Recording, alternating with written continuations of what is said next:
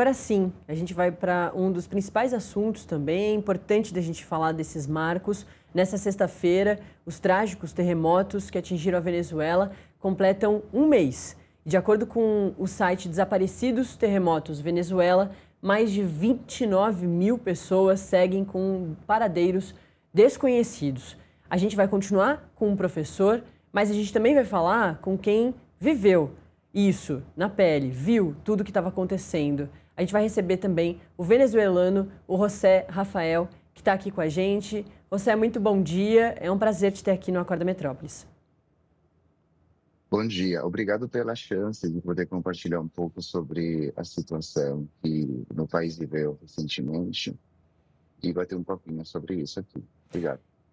A gente que agradece, José.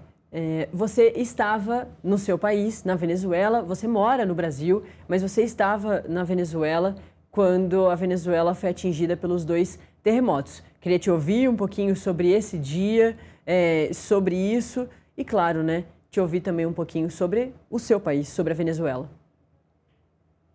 Correto, certo. Bom, eu moro no Brasil já há 7 anos e eu tinha resolvido passar férias aqui junto com a minha família, né? Passar alguns dias. Para mim foi muito surpreendente, né? Porque ao longo da minha vida eu já tinha vivido alguns outros tremores, né? Mas não com a profundeza, com a intensidade e com a duração que esses últimos 2 tremores tiveram, né. Foi um fenômeno que tomou todo mundo de surpresa, né, de repente. Eh, Como já disse antes, eu já tinha vivido alguns tremores e a gente sabe que eles são rápidos, né, que normalmente tremem alguns segundos, mas esse aqui foram 2, né, um tras outro, um bem forte no início e ele parou. Aí ele teve uma pausa de alguns segundos e de repente veio um outro segundo, o que foi muito curioso, porque normalmente você sente o tremor da mesma forma, né, ele balança de um lado para outro, mas como foram 2, um tremeu assim e o outro tremeu daqui para cá. Isso foi justamente o que gerou, né, o desabamento de muitas estruturas, de muitos prédios. A situação foi muito caótica, porque no início as pessoas não sabiam se era mesmo um tremor, um terremoto, era alguma situação ainda diferente, né, por todo o clima político social que o meu país vem vivendo ao longo desse último ano.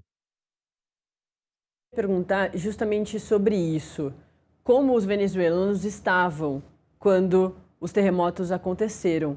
No comecinho desse ano, dia 3 de janeiro, o mundo viu uma operação americana de captura do Nicolás Maduro, o ex-presidente da Venezuela, e ele foi levado para os Estados Unidos. Agora, inclusive, tem já o julgamento marcado para 1º de junho de 2027, daqui um ano. Mas isso já vinha afetando a existência de Nicolás Maduro, a crise política e econômica na Venezuela. Aí acontece a captura do Nicolás Maduro e depois de alguns meses vem dois terremotos sem precedentes, né? E segue devastando a Venezuela. Queria saber de você sobre isso. Como os venezuelanos estavam quando os terremotos aconteceram e, claro, como eles estão agora, José? Bom, acho que ao longo dessas últimas 2 décadas, o meu país passou por muita coisa, né, não só na área econômica, que se fala bastante, mas também desde uma perspectiva política. Eh, Acredito que a sociedade, ela, de certa maneira, compreendeu que a gente precisa viver as coisas com uma tensa calma. As pessoas, de fato ficaram tensas, mas ao mesmo tempo com muita calma, porque nós já pa temos passado por várias situações ao longo dessas últimas 2 décadas que tentamos, que as coisas não fiquem ainda pior. Logicamente, todo mundo saiu dos prédios correndo, teve muito medo, né. O tremor realmente se sentiu muito, muito, muito forte, foi durante quase um minuto, né. E aí, muitas pessoas tiveram que sair correndo das suas casas, mas Caracas, que é a cidade maior, onde tem maior número de prédios, foi uma das que menos prédios teve de quedas, né?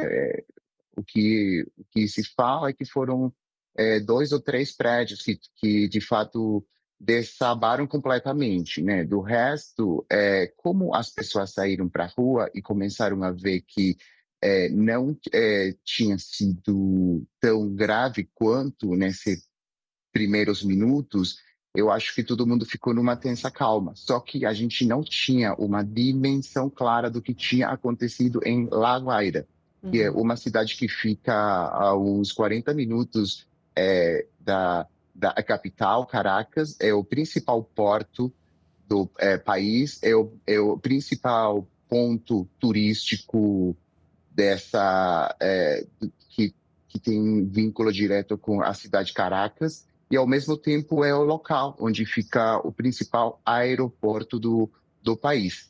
Aí, aos poucos minutos, a gente, através das redes sociais, começou a ver imagens, vídeos e a ter uma dimensão ainda mais clara sobre o desabamento de muitos prédios de mais de 15, 20 andares. É, Áreas muito, muito grandes, que eram até faz pouco tempo áreas turísticas, foram devastadas completamente. E aí a gente começou a ter uma noção, ainda um pouco mais claro de que, de que isso que a gente tinha vivido minutos antes, que tinha sido um tremor muito, muito forte, de fato tinha destroçado uma boa parte de esse local, né? Guaira. E aí, como justamente aconteceu no final da tarde, por volta das 6 da tarde, o que veio depois foi uma noite tensa, uma noite longa, né, onde todo mundo dormiu nas ruas, onde as pessoas não queriam ficar dentro dos prédios, porque de fato, mesmo que não todos os prédios caíram, muitos prédios, o prédio onde eu moro, a minha família, todos os prédios tiveram áreas com rachaduras, queda de coisas dentro de casa. Então, as pessoas não sabiam se de fato podiam dormir, passar a noite Uhum. dentro de casa. Eu mesmo fiquei na rua durante 2 dias por medo, né? As réplicas. José, é assustador tudo que você está relatando para a gente. Você acabou de dizer que você dormiu por 2 dias na rua. É uma situação em que você vai passar férias no seu próprio país, é completamente surpreendido por mais um tipo de crise no seu próprio país, e de uma hora para outra você precisa dormir na rua. Era a opção, pelo tamanho medo que vocês ficaram por causa de toda essa situação. Vou perguntar para o professor, José, mas fica aqui que a gente já continua conversando sobre, professor, a gente também já falou sobre isso contigo aqui, mas acho que depois de um mês ainda dá para a gente falar sobre isso. Não dá para saber o que vai acontecer com a Venezuela, né? São poucas as informações oficiais. Por exemplo, o número de desaparecidos não tem um número oficial atualizado da presidência, dos órgãos oficiais. Tem outros órgãos, né, institutos que estão fazendo trabalho voluntário. ONU também já falou lá atrás, precisa inclusive atualizar esse número, mas que é isso, mais de 30 mil pessoas ainda desaparecidas. E como o José contou pra gente, La Guaira foi completamente destruída, muitos prédios caíram, então é realmente compreensível que muita gente siga desaparecida. Os terremotos foram na hora que a gente estava vendo um jogo do Brasil aqui no Brasil, era no meio da Copa, ali, final da primeira fase.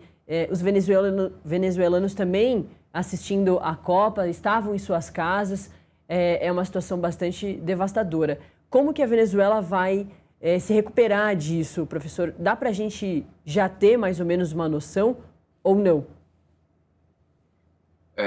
Para análise é preciso levar em consideração uma dimensão de desdobramentos dessa que é uma das mais graves crises humanitárias, um dos mais tenebrosos desastres já amargados pela realidade venezuelana, que é a crise política, que já estava em curso e agora se aprofunda para, especificamente, o governo interino de Delcy Rodrigues, né, em torno de 2 elementos basilares: o controle sobre a ajuda humanitária e a sua eficácia, né, no socorro mais emergencial àqueles atingidos, e o desafio da reconstrução bilionária da infraestrutura do Estado venezuelano para garantia de condições básicas de dignidade e existência para todos aqueles atingidos pelo desastre. Em termos de impacto político, nós já podemos mensurar um grau crescente de pressão da oposição política ao chavismo no governo venezuelano, né? E que acusa o governo interino de lentidão e falhas de toda sorte na resposta inicial ao desastre para o atendimento dos segmentos da sociedade venezuelana mais vulnerabilizados nesse processo, não é? O que se desdobra a uma contínua e agora crescente crise e crítica quanto à legitimidade do próprio regime chavista. Então, essa é a primeira dimensão de análise que importa, não é?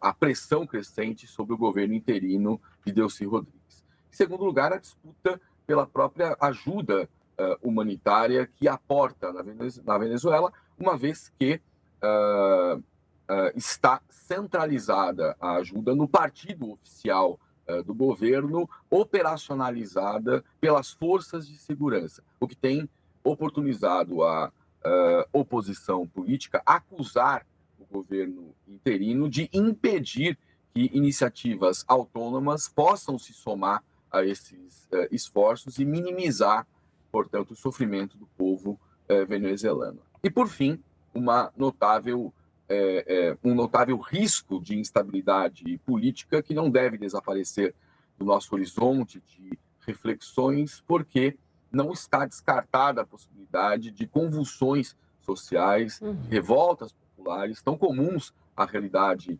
latino-americana, em particular venezuelana, acrescendo aí o grau de tensão institucional que nós já podemos verificar crescente em todo o país. A saída para essa crise aprofundada, né, e que agora, decorridos 30 dias, podem ser mais bem avaliadas, eu afirmo, apontam para três direções correlacionadas, né? Em primeiro lugar, a utilização de fundos externos e da boa vontade, entre muitas aspas, né, de atores internacionais em desbloquear fundos, principalmente dos Estados Unidos, né, que possam ser utilizados pelo governo venezuelano para a reconstrução, por exemplo, de habitações, infraestrutura, hospitais. Estamos falando aí, nesse tempo decorrido, de 346 milhões de dólares já liberados pelo Fundo Monetário Internacional e destinados a essas ações, somando-se à ajuda humanitária internacional de países como o próprio Estados Unidos, como a China, o Brasil também, que aportaram recursos para que esse esforço pudesse ser custeado nesse período ainda emergencial. E, nesse tempo decorrido também, foi elaborado e está sendo implementado o Plano Venezuela Renasce, né? Um plano de recuperação de moradias populares, hospitais e de infraestrutura básica tão combalidos em razão do desastre. E, por fim, uma das linhas de ação adotadas, não é a da ação comunitária, né? E todos os desafios que implicam nesse tipo de arranjo, né? Porque um dos primeiros e mais graves desdobramentos, além da busca pelos desaparecidos, né? Temos ainda escombros, né, a serem demovidos para a localização, temos dezenas de milhares de desalojados e uma necessidade de infraestrutura que ainda está no campo das incertezas, porque não se tem os recursos necessários para a magnitude do empreendimento que precisa ser feito para recompor o modus vivendi, as teias de sociabilidade do povo venezuelano na sua dimensão mais básica de existência. José, você tem conversado, imagino, com parentes, com amigos. Queria saber qual que é a visão da maioria das pessoas sobre a saída do país. A gente vê isso acontecendo com países que estão em guerra, com países que passam por desastres climáticos ou tragédias de outros tipos, um movimento migratório bastante grande. A Venezuela já era um país que vivia, como você mesmo colocou, há 20 anos, muitas crises. Você vê os seus amigos, parentes, falando nesse reforço desse movimento de deixar a Venezuela. E também queria saber de você como você também tem ouvido sobre a questão política. O professor trouxe aqui, né, o quanto a gente pode ter registros fortes dessa resposta da população venezuelana à não reação do governo que foi deixado ali pelos Estados Unidos depois da retirada do Nicolás Maduro. Queria te ouvir, então, sobre esses dois pontos, sobre a saída do país, de deixar o país, se aumentou depois dos terremotos e como está a situação política, mas entre as pessoas, não exatamente sobre o governo. Correto, obrigado. Bom, o que eu posso dizer depois de quase 8 anos morando no Brasil, quando eu voltei para o meu país, eu percebi, de fato, algum tipo de mudanças que teve ao longo desses últimos, talvez, 5 anos, onde a percepção é que o país não está passando pela mesma crise que teve há tempos atrás, né? Não quero dizer que, que tudo aqui no país esteja bem, mas, de certa forma, a percepção que eu vejo ao longo dos dias é que as pessoas estão convictas em resolver as suas vidas, cada um pelo seu próprio. E justamente isso foi o que levou a uma rede nacional de pessoas da sociedade civil a criar os, os mecanismos através dos vínculos entre os próprios vizinhos para brindar todos os recursos que estavam fazendo falta durante a crise do terremoto. Ou seja, muitas pessoas começaram a doar roupa, água, comida, remédios de todo tipo, mandar carros levando pessoas, trazendo tal. Eu acho que a percepção que eu tenho hoje é que a sociedade compreendeu que é pelas próprias mãos que todo mundo tem que tentar fazer alguma coisa. E justamente nesses últimos, talvez, 2 anos, teve uma onda de de migração de muitos que tinham ido para fora e que estão voltando. E é nessa mesma tônica, nessa mesma visão de que o país está um pouquinho melhor um pouquinho só melhor do que estava antigamente, que eu vim, né, a passar férias. E justamente para poder sair do país, como eu já falei faz alguns minutos atrás, o aeroporto principal do país, que fica em La Guaira, foi o que mais teve. Ele fica justamente na área onde maiores troços teve, né? E aí, justamente, todos os voos foram cancelados. Mesmo eu, por exemplo, e assim como eu, muitas pessoas não vão poder sair do país nesses próximos dias. Tem alguns lugares, alguns locais onde em outras áreas do país está tendo voos internacionais, mas são aeroportos que não são muito grandes. São aeroportos pequenos que não está sendo fácil ter uma logística, né, para ter voos, tantos voos quanto tinha o principal, e mesmo porque ficam longe, né, a interconexão dentro do país. Assim que eu não vejo uma onda migratória que derive de tudo que vem acontecendo nesse último mês. José Rafael, venezuelano, esteve durante os terremotos na Venezuela, segue lá, mora no Brasil e esteve hoje com a gente no Acorda Metrópolis nesse um mês dos terremotos para falar e atualizar a gente da situação. Muito obrigada, José, foi um prazer te ter aqui. Obrigado. Obrigado. E Rodrigo Medina, professor de Relações Internacionais, que está sempre com a gente aqui para falar de todos esses assuntos tão importantes. Obrigada, viu, professor? Eu agradeço. Uhum.